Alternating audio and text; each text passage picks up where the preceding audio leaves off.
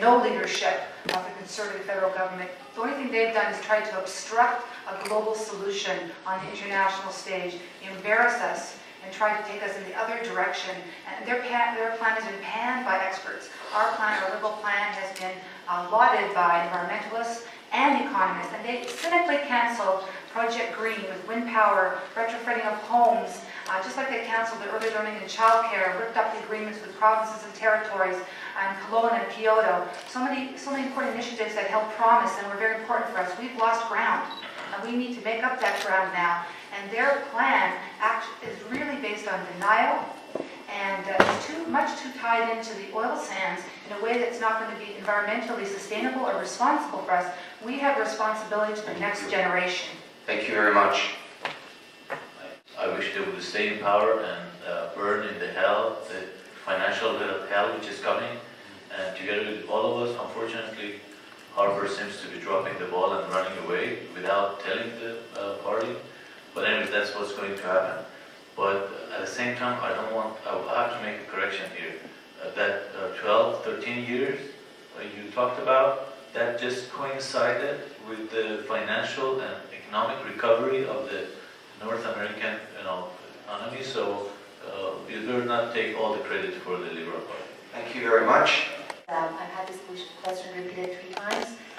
Do you support the Fairness for Ontario program, where we see a lot of money going from Ontario to Quebec, whereas it's more costly to live in Ontario? What are you going to do about that?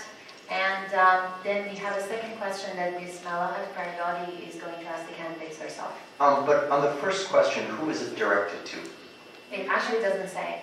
It doesn't say. And then the second one is directed to Ms. Hall Finley.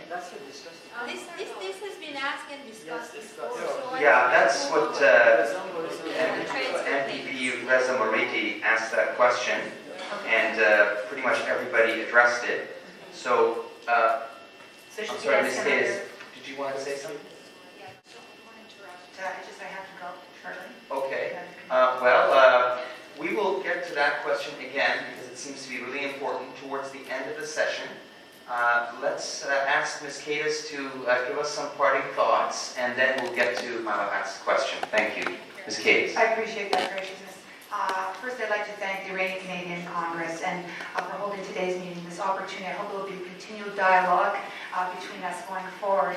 I've learned so much already here today, and I want to congratulate you on your recent establishment and to say to you that your vote is very important because it does matter who governs our country, the values that they hold, the plans they have, or a lack of a plan. And it's a choice between 2 very different ideas of what Canada should be and 2 different notions that we carry forward into the future. We already know that with Mr. Harper and the Conservatives, he would move us even further toward a fend for yourself approach, bullying those who do not agree with this particular point of view and his one-man show, something that is very alien to Canada and our success. Thornhill residents know that you can rely on my experience, my strong commitment to build a Canada that is progressive and concerned with both economic prosperity and social justice, very much what Canada is known for, and we want to continue that and grow that.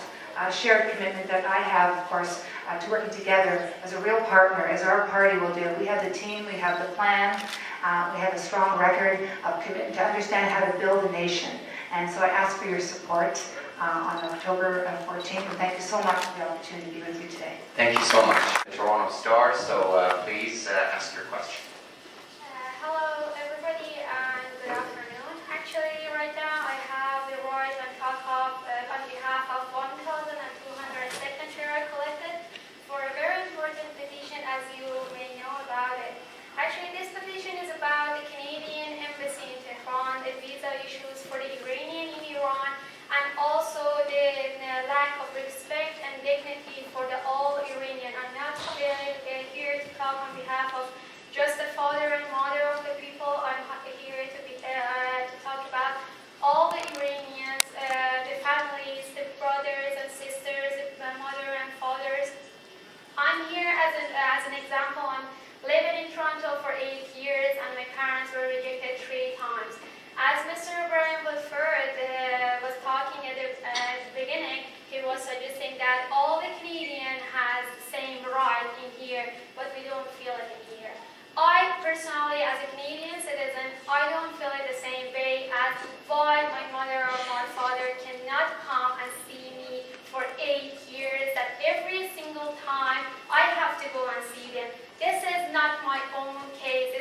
1,200 signatures up to this point that I'm talking to everybody. I don't know how many of these people signed this petition, but I have 1,200 up to this point. And it doesn't matter if the Liberal Party, Conservative, all other the parties wants to be as a Prime Minister, or the majority, we want this one to be solved. And my question is that how are you promising us and how are you giving help in this situation? Thank you. Thank you for your question.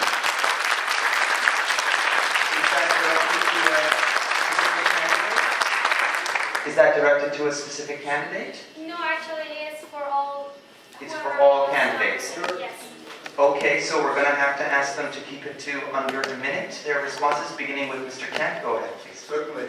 Well, all visa applications to any Canadian diplomatic mission abroad is handled on an equal basis. There is no preference from... No. No. There is... It's all right. It's over.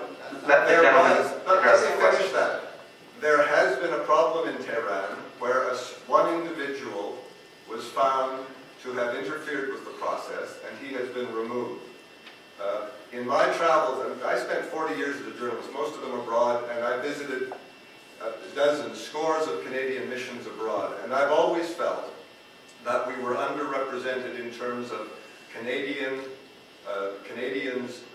stationed in these missions to apply in a first-hand basis, not through local hires, the criteria of the Canadian Immigration Act. And that goes through governments in the 70s, the 80s, the 90s, and into this century. With the change of the Immigration Act, the recent changes in the Immigration Act, in fact, the process is being made much more, it's being speeded up in terms of responding to people who apply now. It will. I mean, the law was only passed with opposition obstruction in the late spring. It's going to take Thank a you, while. sir. It's going to take a while for this to be... Well, Okay, that's fine. Moving. Administration when you speak about this. So just on a personal level, I wanted to express my empathy to you and your family and to tell you how sorry I am that you've been treated in this way. Our plan with respect to immigration is to, number one, improve the level of transparency that currently applies to the determinations that are being made. Number two, to properly staff and make sure there are people actually in the positions who can make these decisions that are properly trained and that they're available, and to no longer have a situation where so many positions are left empty for so long, causing the backlog in the first place. And secondly, to put a much higher priority on family reunification. Thank you very much. Mr. Ruud Garnier.